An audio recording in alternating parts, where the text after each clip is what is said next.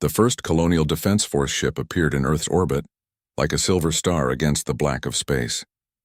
It was nothing like the massive, intimidating vessels of the Imperial fleet. Instead, it moved with a grace and speed that made the alien ships look clumsy by comparison. Ji-won Kim watched the tactical display in the Seoul Communications Center's control room, where she and her team had barricaded themselves for the past 4 hours. Imperial forces controlled the lower levels of the building, but So-young's virus attacks had left their equipment unreliable enough that the assault had stalled. "That's the Defiance." Admiral Chen's voice came through the communicator. "Flagship of the Colonial Fleet. Admiral Yuki Tanaka commanding." "Admiral Tanaka, this is Commander Kim. What's your tactical assessment?" A new voice answered, crisp and professional. "Commander Kim, we're looking at approximately 40 Imperial vessels in Earth orbit, plus defensive platforms around the major population centers. They're moving to intercept us, but their coordination seems compromised." "That's our doing," So-young said from her position at the computer terminal. "My virus has infected their command and control systems. They're having trouble communicating with each other." "Excellent work. We're deploying our full fleet now. Prepare for immediate orbital engagement." Through the communication center's windows, Ji-won could see new lights appearing in the sky as more colonial ships emerged from hyperspace. Each one was unique, built by different human colonies with 50 years of independent development behind them. Some were sleek and fast, others heavily armored, all of them bearing weapons that gleamed with unfamiliar energy signatures. 19 ships total, Admiral Tanaka reported. "Against 40 Imperial vessels, we should be evenly matched." "How is that possible?" Ji-won asked. 50 years of preparation, Commander. We've been studying captured Imperial technology and developing counters for everything they have. Plus, we have advantages they don't know about." As if to demonstrate, the Defiance opened fire on the nearest Imperial vessel, instead of the massive energy beams or explosive projectiles that humans had used before the conquest. Streams of silver light lanced out from the colonial ship. Where they touched the Imperial vessel's shields, the energy barriers simply disappeared, as if they had never existed. "Shield disruptors," Admiral Tanaka explained. "We discovered that Imperial defensive systems are vulnerable to specific frequency modulations. Their shields can't adapt fast enough to compensate. The Imperial ship, suddenly naked to attack, lasted only seconds under conventional weapons fire, but the Empire was already adapting, with other vessels moving to protect their damaged companion while launching their own counterattack. "Incoming orbital bombardment," Sergeant Choi announced, watching the tactical display. "They're targeting major population centers." Ji-won felt her heart sink. The Empire's response to colonial intervention was to threaten Earth's civilians. If they couldn't maintain control through military might, they would use terror. But the bombardment never came. As Imperial weapons platforms prepared to fire on the cities below, something extraordinary happened. The massive orbital stations simply shut down, their power cores going dark one by one. "What just happened?" Ji-won asked. So-young looked up from her computer with a huge grin. "Remember those viruses I've been planting for 5 years? They just activated simultaneously across every Imperial installation in Earth orbit. Power systems, weapon controls, life support, everything just crashed at once. You could do that the whole time? Not until now. I needed to be connected to the main communication array to coordinate that many simultaneous attacks. But now," she gestured at the displays showing Imperial systems failing across the planet. "Now the Empire is fighting a war with stone knives and broken computers. The tide of battle in orbit was turning rapidly. Colonial ships, free to maneuver without the threat of orbital bombardment, were picking apart Imperial vessels with weapons that seemed to ignore alien defenses. But the Empire had numbers, and they were regrouping for a massive counterattack. "Commander Kim," Admiral Tanaka's voice carried new urgency. "We're detecting massive energy buildups at the Jupiter construction yards. Whatever they've been building there is powering up." "The planet killer weapon," Ji-won said grimly. "Confirmed. We're reading power levels sufficient to crack a world apart, and it's targeting Earth." For a moment, despair threatened to overwhelm Ji-won completely. They had come so far, achieved so much, only to face a weapon that could destroy everything they were fighting to save. "How long until it can fire?" she asked, unknown. "But the power buildup is accelerating. Maybe hours, maybe less." Ji-won closed her eyes, thinking desperately. There had to be a way to stop the weapon, some weakness they could exploit. The Empire wouldn't have built something so powerful without safeguards. without ways to shut it down in an emergency.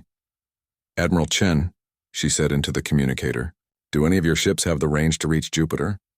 Not in time to make a difference. The weapon will be ready long before we could intercept it. But another voice cut into the conversation, one that made Jiwon's heart leap with hope. This is Dr. Hana Lee transmitting from the Siberian Research Facility. Commander Kim, I have a possible solution. Dr. Lee, we thought you were evacuating. Change of plans. The FTL drive prototype is ready for testing, and we've made some modifications based on colonial technology. If we can mount it on a fast ship, we might be able to reach Jupiter before the weapon fires. That's suicide, Admiral Tanaka protested. Even if you could reach the construction yards, one ship against their entire defensive fleet. Not one ship, Dr. Lee interrupted. One ship with a very special cargo. Commander Kim, do you remember what I told you about the Empire's technology? How they don't really understand the systems they inherited. They're using tech from a conquered civilization. Exactly. And every piece of Imperial equipment has the same fundamental weakness. They're all connected to the same core network. If we could introduce a virus directly into that network. So-young's head snapped up from her computer. A physical virus. Not transmitted through communication channels but carried directly to the source. Precisely. My FTL drive can create artificial wormholes, potentially allowing instantaneous travel across the solar system. If someone could pilot a ship to Jupiter and connect directly to the weapons control systems, the virus would spread through the entire Imperial network, Jiwon finished. Every ship, every weapon, every computer system they have would be infected simultaneously. It would cripple the Empire across multiple star systems, Dr. Lee confirmed. But the pilot would have to reach the weapons core computer and upload the virus manually. Silence filled the communication channel as everyone considered the implications.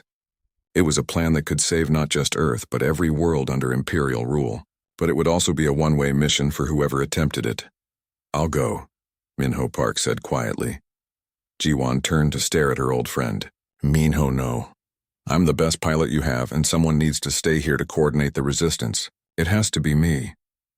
The weapon's defenses will tear any ship apart before it gets close, Admiral Tanaka pointed out. Not if we create a distraction, Admiral Chen suggested. The colonial fleet could launch a direct assault on Jupiter, while Captain Park approaches from the opposite direction. Draw their fire away from the real target. Even then, the odds of survival are minimal, Dr. Lee said honestly. Minho smiled. The same expression he had worn when they were both young officers dreaming of reaching the stars. Some things are worth the risk. Besides, I've been flying cargo runs for 50 years. It's time I got to do something interesting again. Before Jiwon could object further, explosions echoed through the communications center as Imperial forces resumed their assault on the building. But their attack was half-hearted, their equipment still failing from So-young's virus infections. Time to go, Sergeant Choi announced. Our defensive position won't hold much longer. Where can we rendezvous? Jiwon asked. The Siberian facility, Dr. Lee replied. We have the equipment here to prepare Captain Park's ship and upload So-young's virus to the FTL drive system. And from here, we can coordinate the final assault on Imperial forces across Earth. Admiral Essio added. The resistance cells are ready for one last push. As they prepared to evacuate the communication center, Jiwon took one last look at the tactical displays showing the battle raging in Earth's orbit. Colonial ships were holding their own against Imperial forces, but the real threat remained hidden in the construction yards near Jupiter. How long do we have? She asked Dr. Lee. The weapon will be ready to fire within 8 hours. Captain Park will need at least 6 hours to reach Jupiter, even with the FTL drive. That gives us maybe 2 hours to prepare, 2 hours to save the world, 2 hours to end 50 years of Imperial rule, 2 hours to prove that humans would never accept slavery, no matter how powerful their oppressors might be. Then we better get moving, Jiwon said. As they fought their way out of the communications center, through streets filled with the chaos of collapsing Imperial control, Jiwon Kim carried with her the knowledge that humanity's fate would soon be decided among the gas clouds of Jupiter. The Seoul Communications Center stood like a metal mountain against the morning sky, its transmission arrays reaching towards space like the fingers of a giant hand. Imperial guards patrolled the perimeter in their black armor, while automated defense turrets tracked any movement within a kilometer of the facility. Ji-won Kim crouched behind a pile of construction debris with Sergeant Choi and his team, studying the target through military-grade binoculars. Getting inside would require more than stealth. It would require a miracle. 17 guards on the perimeter, Choi reported quietly, plus automated defenses and at least 2 patrol aircraft in the area. Standard assault tactics won't work. I don't need standard tactics, So Young-yoon said, connecting cables between her portable computer and a maintenance access panel she had pried open. Give me 5 minutes to access the building's internal systems. While So-young worked, Ji-won's communicator buzzed with updates from resistance cells across Earth. The news was mixed. Some operations had succeeded brilliantly, while others had been crushed before they could begin. In North America, a team led by former Navy Captain Sarah Wilson had successfully destroyed 3 Imperial supply convoys. In Europe, resistance fighters had taken control of the London communications hub for 6 hours before being overrun. In Africa, entire cities were rising in open revolt against Imperial rule. But the Empire's response was escalating beyond anything they had expected. Orbital bombardment platforms were moving into position over major population centers. Mass arrests continued around the clock, and most terrifying of all, long-range sensors were detecting massive ships moving in from the outer system. G1, Admiral Seo's voice crackled through her earpiece. We're receiving reports from our contacts in the Australian sector. Imperial forces are using some kind of new weapon. It disintegrates matter at the molecular level. Casualties? Total. The entire resistance cell in Perth is gone. Not just dead, gone. No bodies, no equipment, no trace they ever existed. Ji-won closed her eyes, fighting down the wave of despair that threatened to overwhelm her. Every hour brought news of more deaths, more defeats, more evidence that humanity was fighting a war it couldn't possibly win. Got it, So-young announced quietly. I'm into their security network, transferring control of the defense turrets to my system. Now. The automated weapons slowly rotated away from their position, tracking imaginary targets in other directions. So-young's fingers danced across her keyboard as she opened maintenance tunnels and disabled alarm systems. We have a window, she said, maybe 10 minutes before their central AI notices the anomalies. Sergeant Choi led them across the open ground at a dead run, using the blind spots So-young had created in the surveillance network. The main entrance was still guarded, but a service tunnel provided access to the building's lower levels. Inside, the communications center hummed with the power of 1,000 transmission arrays. The main control room was 5 levels up, protected by security doors and guard checkpoints that would normally take hours to bypass. This way, So-young said, leading them through utility corridors lit only by emergency lighting. I can access the primary transmitter from a maintenance terminal on level 3. As they climbed through the building's hidden passages, Ji-won couldn't stop thinking about the Imperial weapons that could erase people from existence. For 50 years, the Empire had ruled through fear, but they had always left bodies behind as warnings. This new technology suggested something different, not just punishment, but complete elimination. They reached the maintenance terminal to find it guarded by 2 Imperial soldiers. Sergeant Choi and his team moved with silent efficiency, neutralizing the guards before they could raise an alarm. But the unconscious soldiers wore new equipment, advanced armor and weapons that looked more sophisticated than anything the Empire had deployed before. They're upgrading their technology, Ji-won observed, which means they're worried. Choi replied, checking the corridor for more guards. You don't improve your weapons unless you think you might need them. So-young connected her computer to the maintenance terminal and began the delicate process of accessing the transmission array without triggering security protocols. Her virus program spread through the Imperial network like digital wildfire, seeking control points and backup systems. I'm in, she announced after several tense minutes, uploading the master virus now. This will hit every Imperial system on Earth simultaneously. How long until activation? 30 seconds after upload completion. Then every Imperial computer, communication array, power grid, and defense network will experience critical failures. Ji-won watched the upload progress bar creep toward completion. Once So-young activated the virus, there would be no going back. The Empire would know that humans had the capability to strike at their technology directly. Upload complete, So-young said. Ready to activate on your command. Ji-won took a deep breath. This moment would define everything that came after. Do it! So-young pressed a single key on her computer. Across Earth, 1,000 Imperial systems began to fail simultaneously. Power grids collapsed, sending the orbital weapons platforms into emergency shutdown. Communication arrays went silent, cutting the Imperial forces off from their command structure. Defense networks crashed, leaving major installations vulnerable for the first time in 50 years. In the communications center, alarms began blaring as backup systems tried to compensate for the massive system failures. Emergency lighting cast everything in a red glow that made the corridors look like scenes from hell. How long do we have? Ji-won asked. Maybe an hour before they restore primary systems, So-young replied. But the damage is already spreading. My virus will keep reproducing and attacking any Imperial technology it encounters. Through the building's windows, they could see the effects of their attack spreading across Seoul. Street lights were flickering as power systems failed. Imperial patrol aircraft were making emergency landings as their navigation systems crashed. In the distance, one of the massive orbital platforms was drifting sideways, clearly out of control. But Ji-won knew this was only the beginning. The Empire would adapt, would find ways to counter their virus attacks. They needed to use this window of opportunity to strike at targets that couldn't be repaired or replaced. Her communicator crackled with urgent messages from resistance cells around the world. In Beijing, rebels had taken control of the Imperial Administrative Center. In London, resistance fighters were attacking weapons depots while the defense systems were down. In Cairo, thousands of civilians were marching on Imperial installations, their fear finally overcome by hope. Ji-won, Admiral Seo's voice cut through the other communications. We're receiving a transmission from the outer system. It's not Imperial. What do you mean? It's human. A ship is approaching Earth orbit requesting permission to dock. Ji-won felt her heart skip a beat.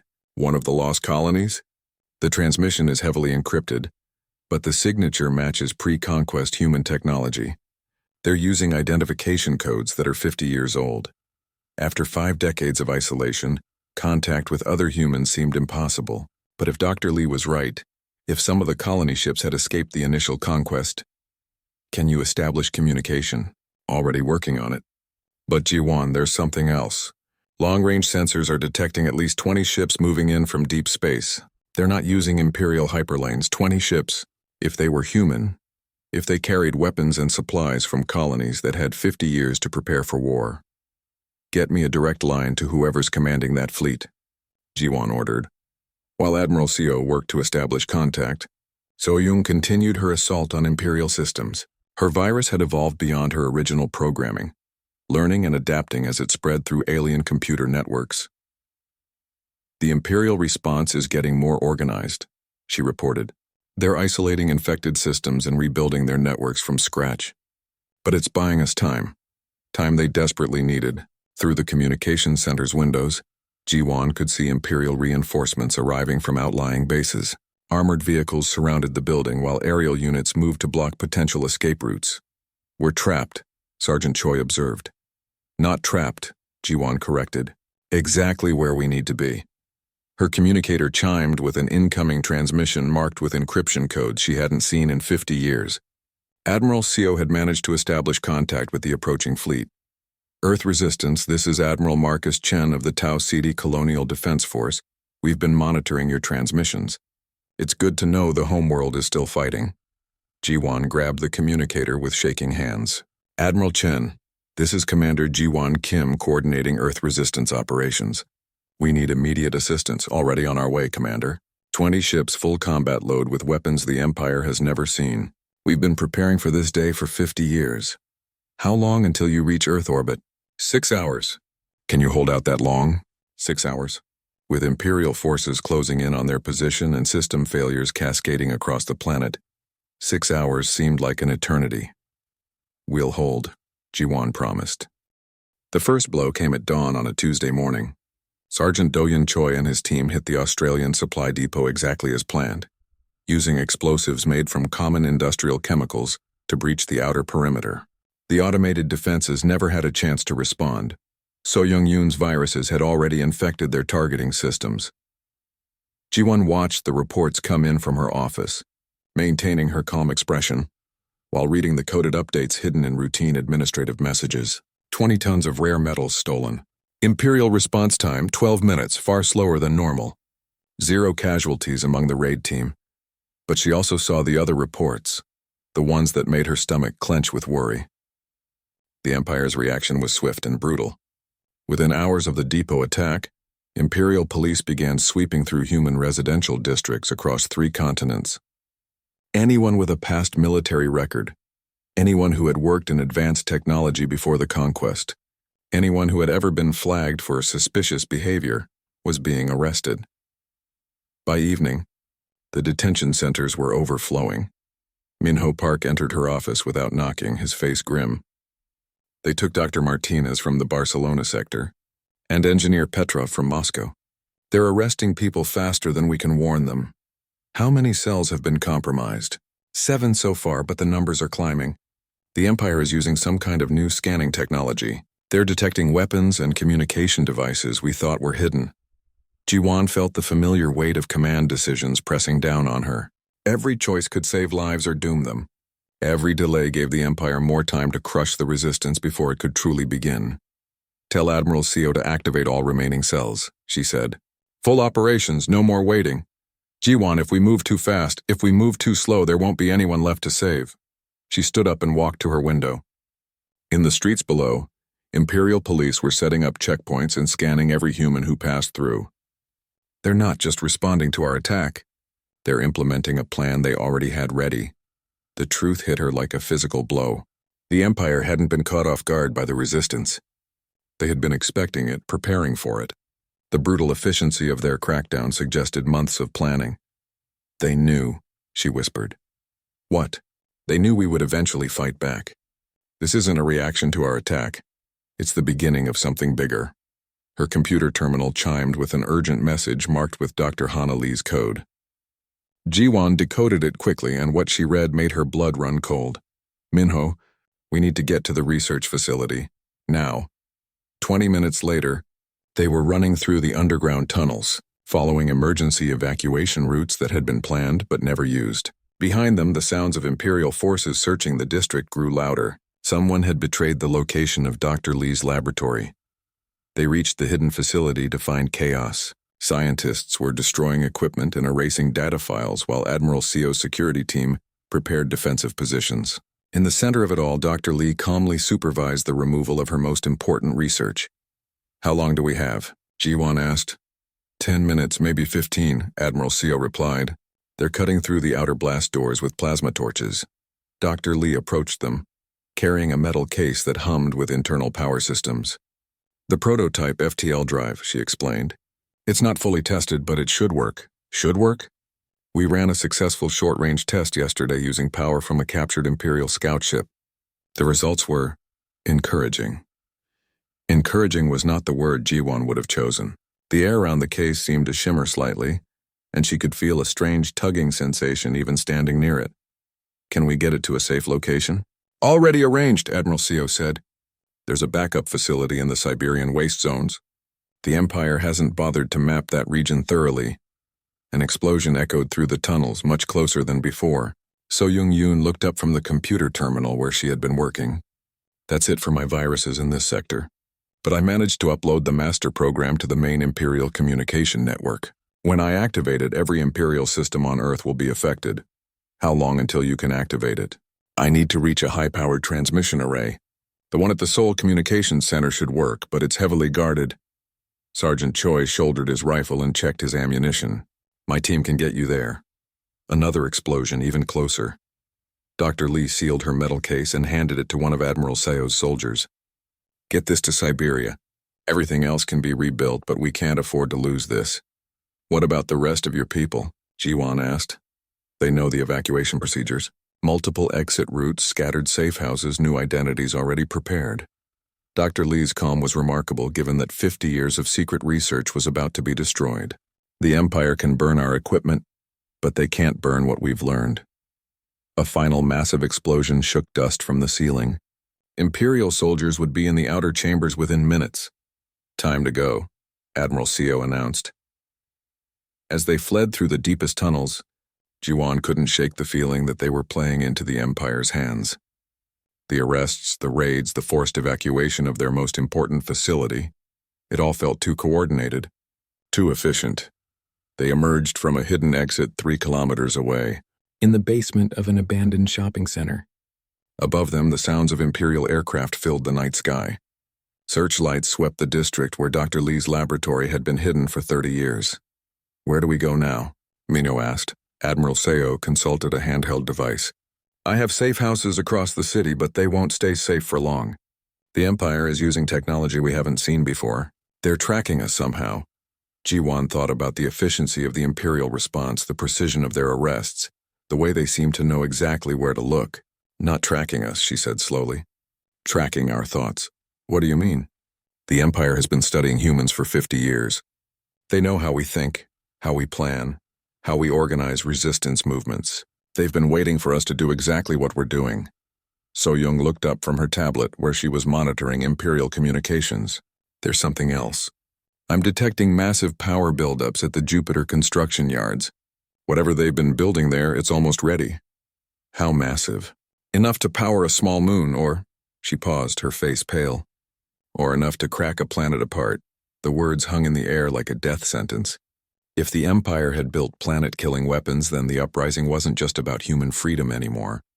It was about human survival. How long until they can use it? Ji-Wan asked. Based on these power readings, maybe 2 weeks. 2 weeks to save not just the resistance but the entire human species. Ji-Wan felt the weight of 8 billion lives pressing down on her shoulders. Then we don't have time for safe houses or careful planning, she said. Admiral, how many cells are still operational? Maybe 30, scattered across 6 continents. Contact them all. Tell them we're done hiding. So-Young, how long to reach the Seoul Communications Center? If we move fast and avoid the main checkpoints, maybe 2 hours. Sergeant Choi, can your team get us there? The scarred soldier smiled grimly. We can get you there. Getting out again might be more difficult. One problem at a time. Ji-Wan looked around at these remarkable people who had already sacrificed so much for humanity's future. The Empire thinks they know how humans think.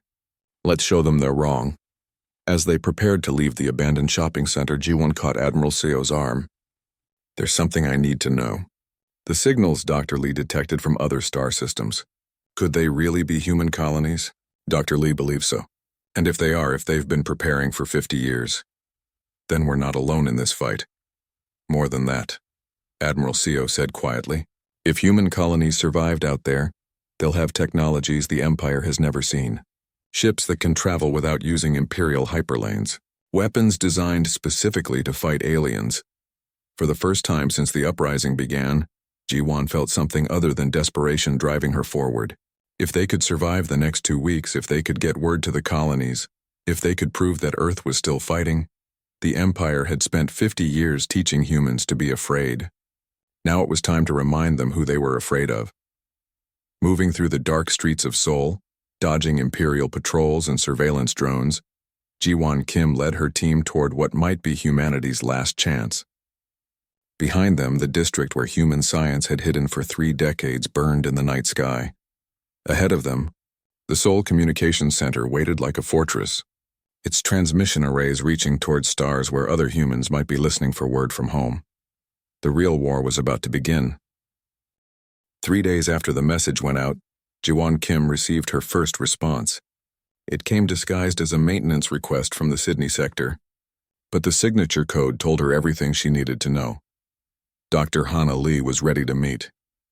The research district had been one of Seoul's proudest achievements before the conquest. Now it housed food processing plants and textile factories, the kind of simple industry the Empire allowed humans to operate. But beneath the factories, in tunnels the aliens had never found, the real work was beginning. Ji-Wan descended through a hidden entrance behind a kimchi processing plant. The smell of fermented vegetables covered any unusual activity, and the constant noise of machinery masked conversations. Minho Park led her through narrow passages lined with pipes and cables. How long has this been here? She asked. Since the 2nd year of occupation, Minho replied. When it became clear the Empire wasn't going to leave, some people started preparing for a longer fight. They reached a heavy door marked with radiation warnings in 3 languages. Minho pressed his hand to a scanner hidden behind a loose panel. The door slid open silently, The room beyond took Ji-won's breath away. Banks of computers lined the walls, their screens showing star charts and engineering diagrams. Work tables held devices she didn't recognize, built from a mixture of human technology and salvaged alien parts. In the center of the room stood a woman in her 70s, her hair white but her eyes sharp with intelligence. "Dr. Lee," Ji-won said. "Commander Kim," the scientist replied, though I suppose neither of us uses our real titles anymore. Hana Lee had aged well despite 30 years of hiding her true work.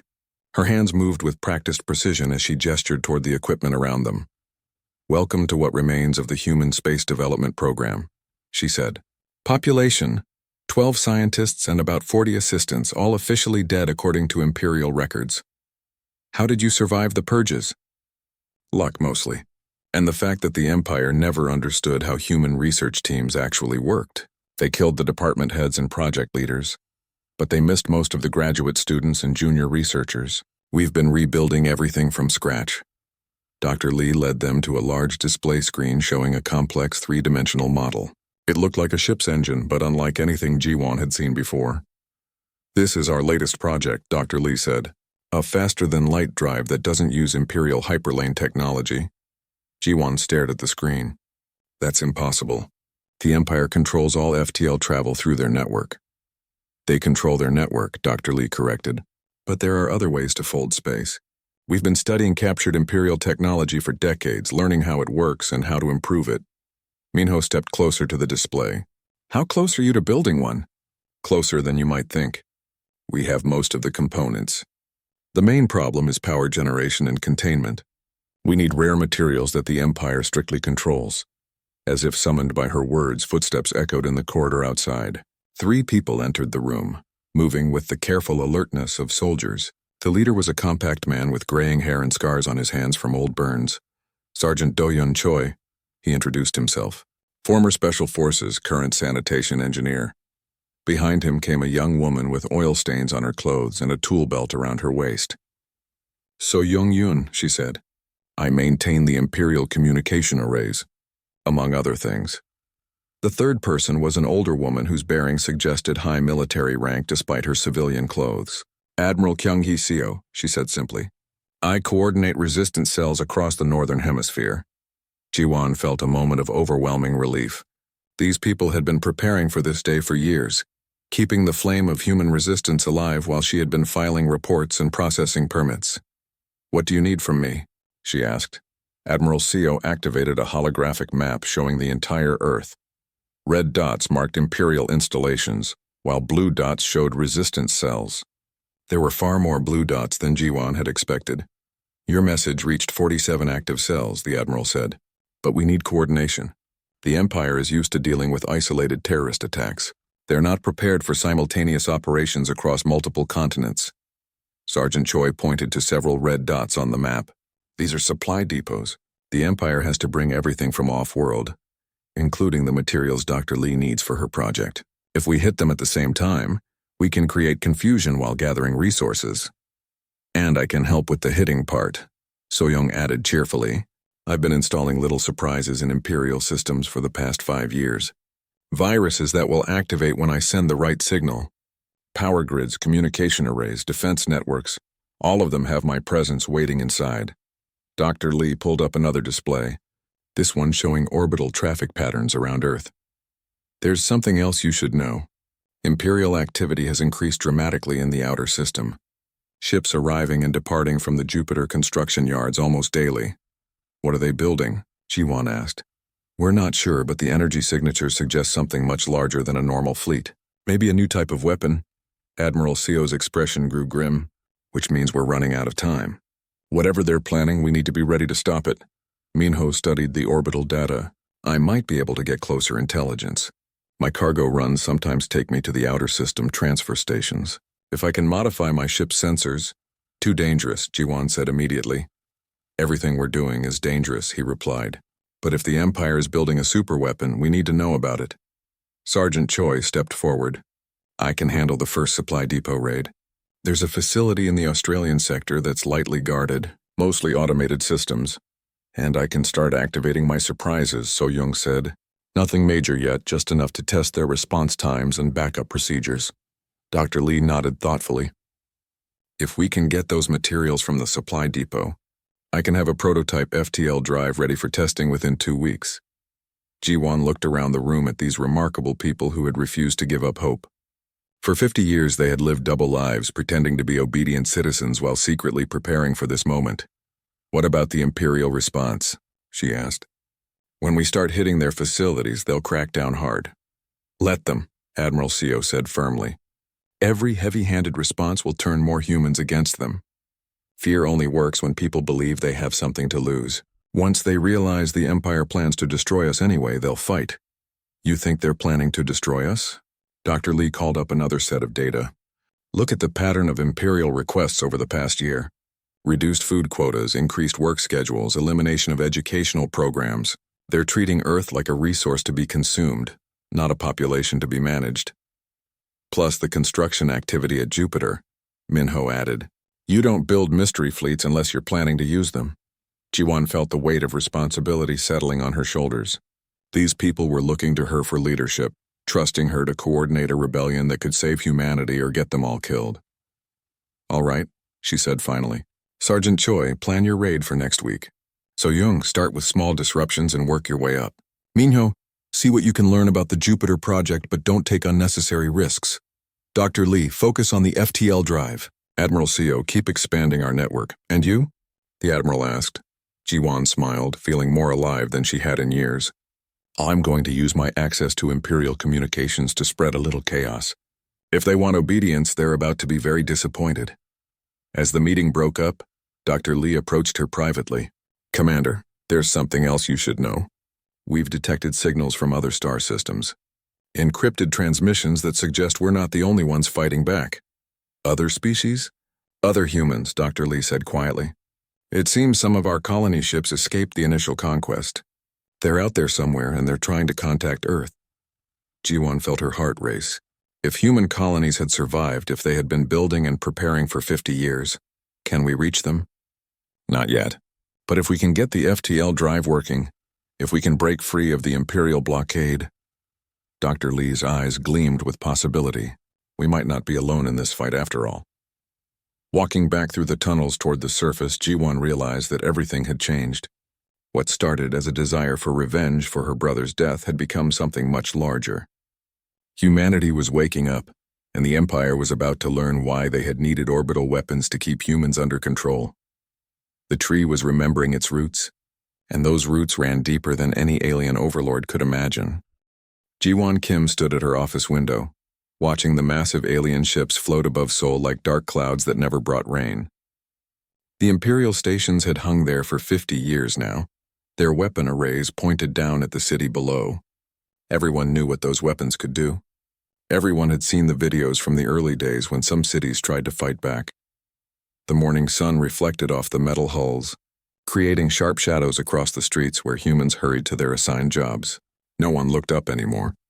Looking up meant remembering what they had lost. Ji-won turned back to her desk where reports waited for her approval. Food distribution schedules, work assignments, permission requests for families who wanted to move between districts. Everything required Imperial approval now. Everything went through people like her, humans who helped the Empire control other humans. She hated her job, but it kept her alive. More importantly, it gave her access to Imperial communication systems, access she had been using very carefully for the past 3 years. A knock at her door interrupted her thoughts. Come in, she called. Minho Park entered, carrying a datapad. He looked tired, like most pilots these days. The Empire only let humans fly cargo ships between Earth cities. No weapons, no long-range travel, nothing that could threaten Imperial control. The morning delivery reports, Minho said, setting the pad on her desk. His fingers tapped 3 times, a signal they had developed. Important news. Ji-won took the pad and pretended to read it.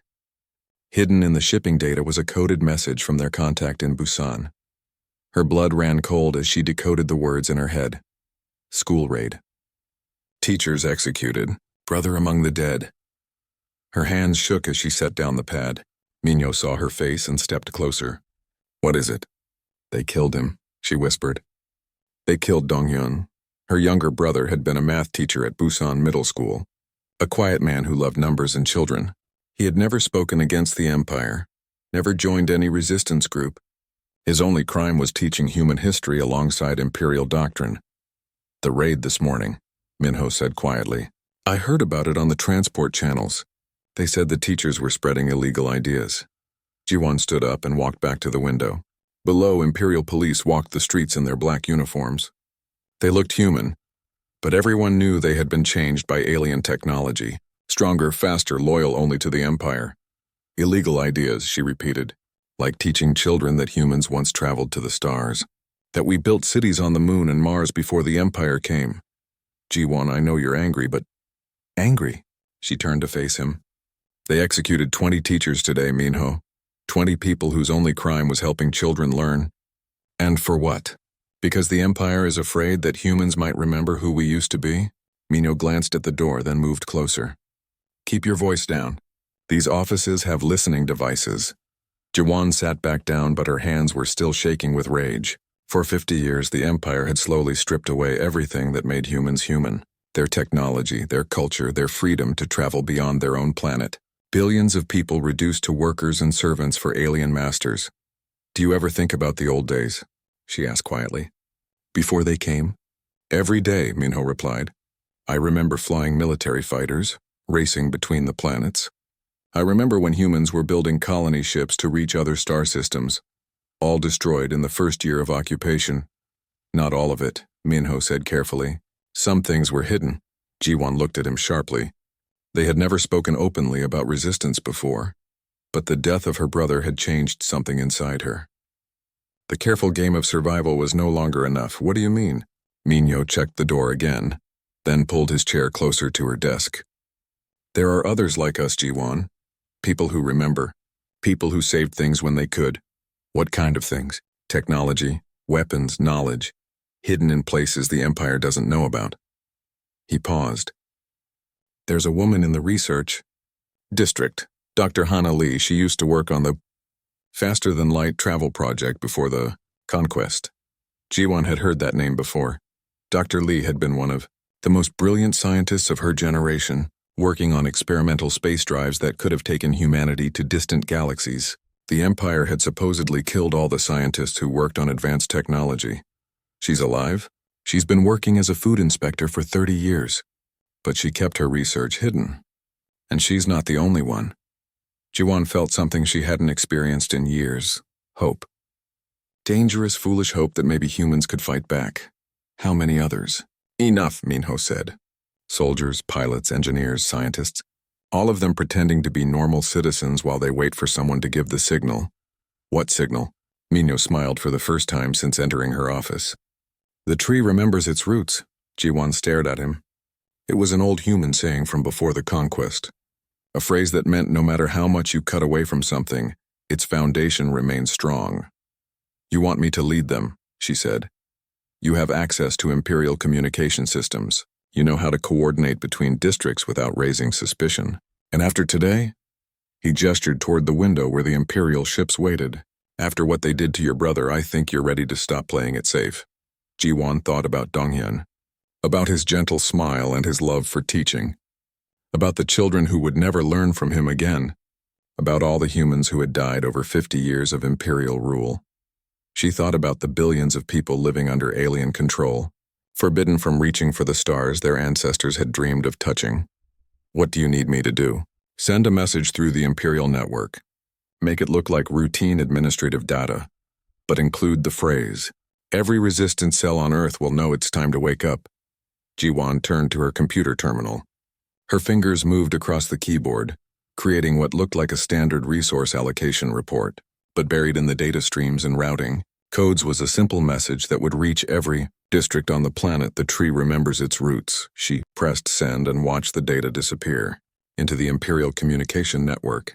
Somewhere across Earth, former soldiers and scientists and engineers would read those words and know that the time for hiding was over. "What happens now?" she asked. Minho stood up and straightened his pilot's uniform.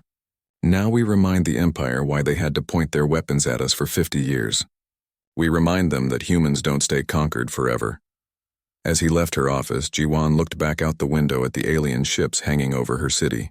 For the first time in decades, they didn't look quite so frightening. The rebellion had begun. The Siberian research facility looked like nothing more than an abandoned mining station from the outside, its metal buildings half buried in snow and ice.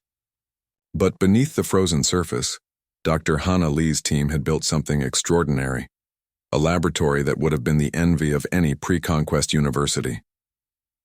Jiwan Kim stood in the main workshop, watching engineers attach the prototype FTL drive to a small scout ship that Minho Park had salvaged from an Imperial depot. The drive itself was beautiful in its complexity, a sphere of crystalline material surrounded by rings of exotic metals that hummed with barely contained energy. "Final systems check complete," Dr. Lee announced. "The drive is stable and ready for operation." "Captain Park, are you sure you understand the navigation system?" Minho nodded from the pilot's seat, his hands dancing over controls that looked nothing like standard Imperial technology. "Think of a destination. Focus on its location in spacetime, and the drive creates a wormhole directly there. Simple enough in theory." "The theory is sound," Dr. Lee assured him. "We've tested it successfully on unmanned probes. But this will be the first attempt with a living pilot over such a distance." "First time for everything," Minho replied with forced cheerfulness. So-Young Yoon finished uploading her virus program to the ship's computer core. "The virus is ready.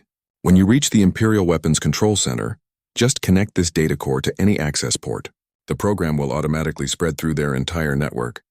How long will it take to work? Maybe 5 minutes to fully propagate. But the effects should be immediate. Every Imperial system will start experiencing critical failures as soon as the virus begins spreading." Through the facility's communication system, updates continued to arrive from around Earth. The colonial fleet was holding its own in orbit, but Imperial reinforcements were arriving hourly.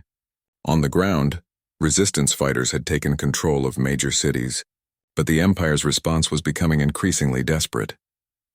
"They're using their disintegration weapons on civilian populations," Admiral Seo reported grimly. "Entire neighborhoods in Beijing and Mumbai have been erased. They're trying to break our will to fight." "And the weapon at Jupiter?" Jiwan asked. "Power readings continue to climb. Our best estimate is 4 hours until it's ready to fire. 4 hours to save 8 billion lives." Jiwan looked at Minho, who was running through his final pre-flight checks with the calm efficiency of a man who had been flying dangerous missions his entire adult life. "Are you ready?" she asked him. "I've been ready for 50 years, he replied. "Ever since they grounded us and told us humans weren't allowed to fly to the stars anymore." Dr. Lee stepped forward with a small device that looked like a cross between a compass and a computer tablet. "This is a quantum navigation aid. It will help you locate the exact position of the Imperial weapon, even through their jamming fields. And this," Admiral Chen added, handing over a military-grade communicator, "will keep you in contact with the colonial fleet. We'll be launching our diversionary attack as soon as you begin your approach."